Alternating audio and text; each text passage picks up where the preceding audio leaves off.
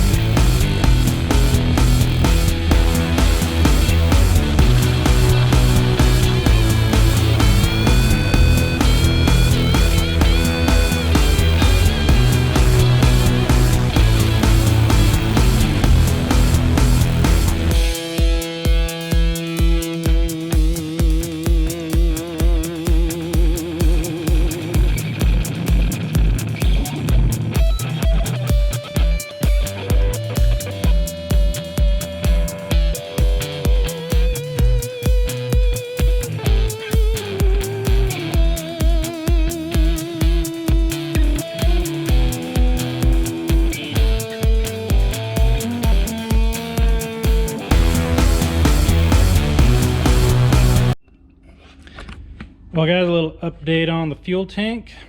We have the main portion of it all together and I'm starting to weld it.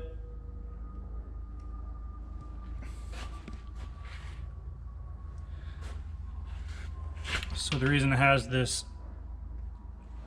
kind of L shape to it is so that I can sit inside here and then it comes up over the drive shaft. And according to my math, if it's correct, I think it is, should be about 13 gallons, which doesn't seem like much, but we're not going to be driving this truck really long distance.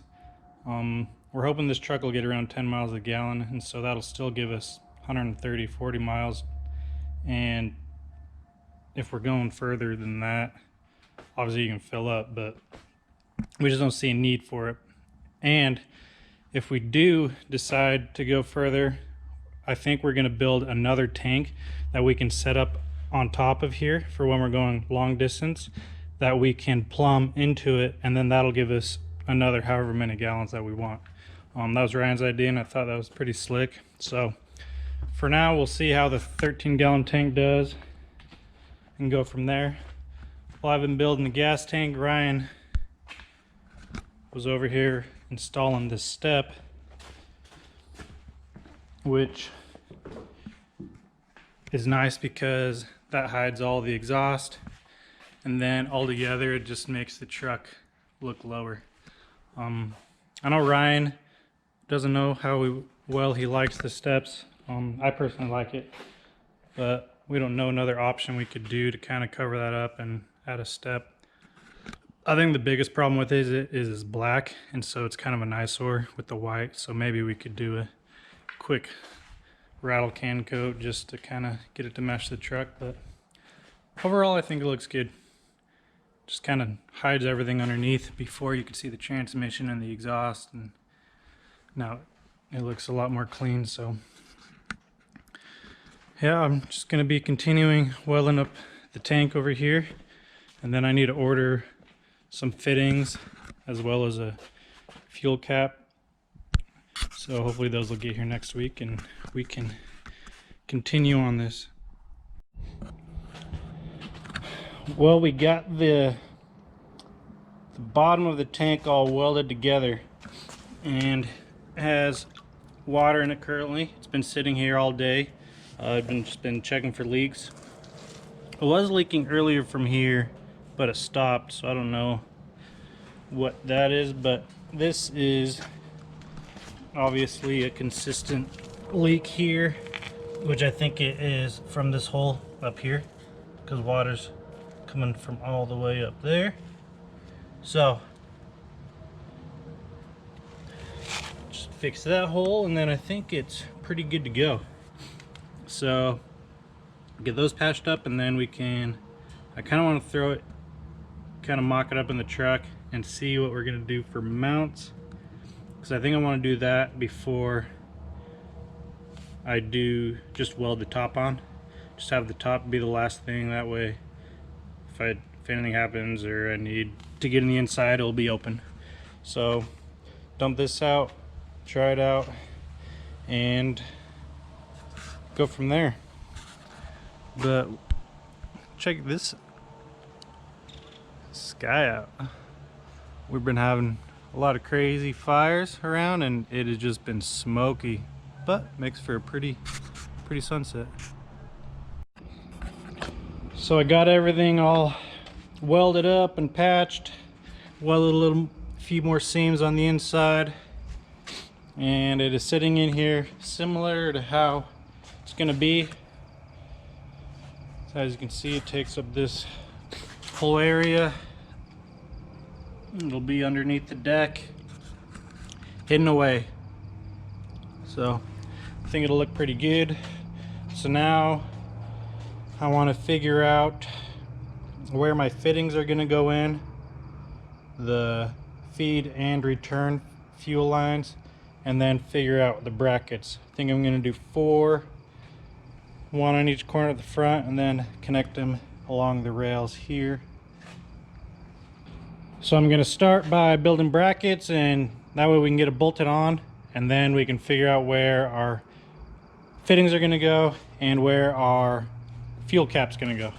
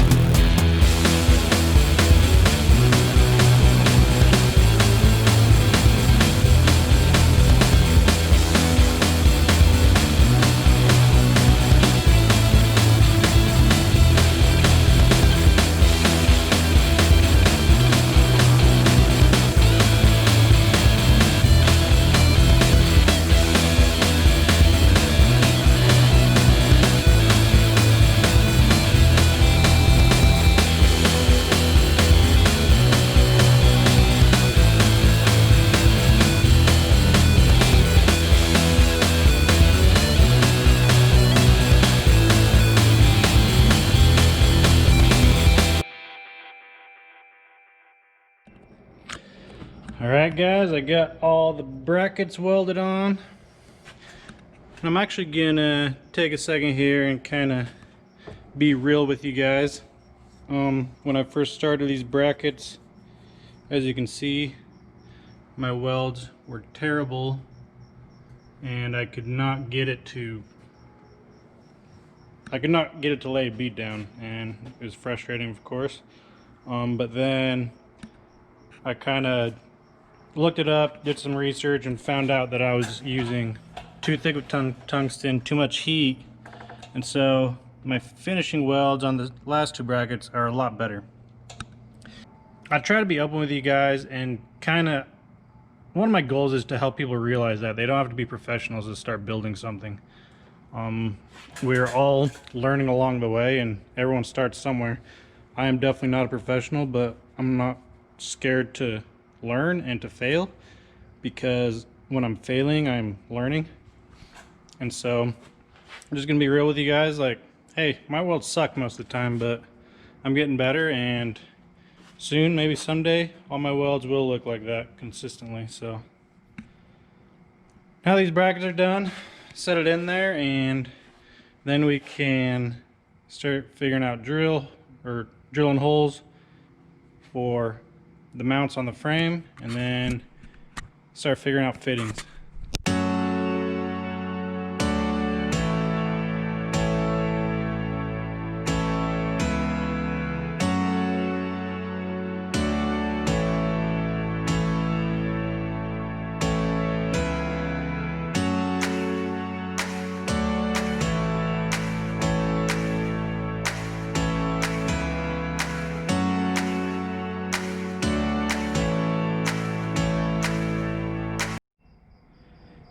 Well guys, I've been working on the fuel tank, riding through on the bumper, and it looks good.